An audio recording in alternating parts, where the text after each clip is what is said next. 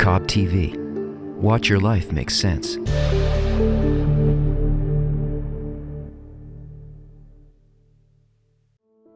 When one looks into the human heart, we can see it is a collection of desires. From the basic necessities to the more complex social desires of wealth, honor, and knowledge. But there appears a point within every human heart that yearns for something different. It desires to know only one thing. What is the meaning of my life? Welcome to The Point. So where were you born, Laurie? I was born in Montgomery, Alabama.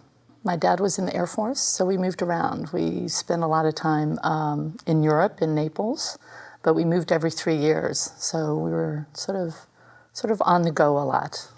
So what did you want to be when you grew up? I don't know. When I started off in life, I didn't have a specific, this is when I want to be a doctor, I want to be this, I want to be that. Mm-hmm. I think, in a lot of ways, I didn't know what I wanted to be. Sort of later in life, then it started questioning what I wanted to do and what was I supposed to do. But there wasn't this, real strong desire to do anything when I was younger, which I think brought me to a lot of questions even when I was young of why am I here? I remember even being like in 4th or 5th grade going, why is everything happening through my viewpoint? Is everybody else having the same viewpoint, or is it just me? Is the world revolving around me? Or, I couldn't figure those questions out at a really young age. So, so I had that question a lot of why am I here? Why does it seem like the world's happening in my movie? Right. Or is everybody else having a movie too? In a lot of ways, I saw it, it was painful in some ways with struggling with dealing with life and dealing with people and dealing with relationships because I didn't know, even though I saw myself as the director, I didn't know how to direct properly. Do you know? Did you feel like you had difficulty communicating with I did. other people? I had difficulty sometimes communicating, sometimes connecting, sometimes just understanding what people wanted from me, what was needed from me, their demands, and also, and also not necessarily fitting in, not quite understanding what was being played out and how I had a place in it at all. It's like I knew that I was sort of directing or I had this film, but I didn't know how it worked. Even though I was directing the movie, I could see that there was this viewpoint for me, why certain times in my life it would be like a timer was set or a jack in the box, that certain situations would happen in my life and I would just go on automatic. And there was I had no control over it. I had absolutely no control of how I would react, how I would feel. It's like the emotions would start pouring. And so I did, everything. I studied all these different religions trying to figure out how to do that. Now, in most cases, I sort of figured out how to ride the wave to a certain degree, how to ride when it was cranked up and all the emotions would come of abandonment and loss and all those feelings. Where were these feelings coming from of abandonment and loss? They were just there. They were inside. I mean, it's like I had absolutely no control over. So nothing in particular triggered those emotions? Well, yeah, some outside circumstances did. If I broke up with a boyfriend or if my family got upset with me of what I did or what I was moving, it would, and I'd feel like people were leaving, of course things would trigger it, but it's like I had, I was sort of realizing that I had absolutely no control over so much, even though I saw the world from my viewpoint. It wasn't like I was in control of this movie that was happening.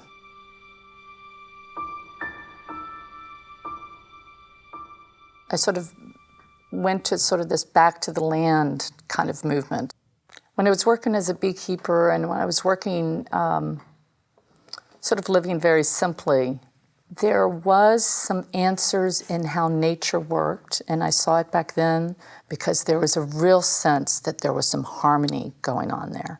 That when you got into nature where there wasn't so much influence, human influence into it, there was some incredible harmony. Whether it was working as a beekeeper and seeing the harmony of the hive, or on a farm where all the different animals and influences, the animals that sort of contribute to the making of the vegetables and the meats and all of that. There's an entire cycle. So there was definitely answers that I was looking for. And I knew that there were certain laws of nature that were set in stone, that this is how it works. But I didn't know how we fit in with that, how humans fit in with that. But I was definitely saw some harmony. It gave me comfort, and it was a place where I would continually go back and look and sort of figure that out. There was still questions of, okay, nature's working this way, but how do I fit into that? Mm-hmm. Am I supposed to become exactly like nature, like a plant or, the animals? Or is there something, there's got to be something bigger. There's got to be something more. I was going through a divorce, and it was a very painful divorce, sort of letting go of a lot of the images that I had thought, marriage and having a child should sort of lead in one direction. Kind of like the ideal life. Yeah, the ideal of what it should do. And honestly, I was going through divorce, and my ex-husband was quite upset, and I had heard about another Kabbalah group about wearing red strings. So I wanted the red string to protect myself because I knew he was pretty upset with me. So I bought a red string and sort of dabbled in Kabbalah and some other groups. Mm-hmm. And that's when some of the wisdom sort of came through. And that's when I discovered B'nai Baruch. I think it answered the question that I had when I would go into nature, of how that force affects us, what my place is in it, and how it functions. Did you feel finally that you could possibly connect or understand, communicate better with other people? I think it did. I think I think it brought more clarity to this idea that I had as a child, that I was in this movie. And it brought more clarity of how this sort of movie or this world was being run. But the biggest part was, I don't know, I think it was when I met a lot of people within B'nai Baruch, connecting with our desires. It was something like I had never felt before. Do you know, it was a heart connection. It was not what you looked like. It's not what you did. It wasn't your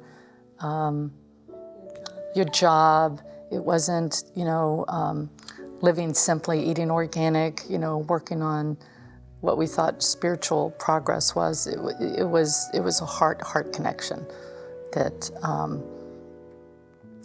that touched me the most, I think. So how does that affect the way you see your movie now? I think how it affects it is it brings some clarity that, number one, that there is a movie. That almost how I'm seeing the world or how my movie is being played out is how I'm feeling inside, or the qualities, or what's internal for me. So it's given me You know, outside sometimes I used to think, well, how come that person's playing this way in the movie? How come that person's doing this in the movie? Why don't they stop doing this in my movie? You know, how can I get them to stop? Or how can I get them to, you know, go away, or certain people to come into the movie?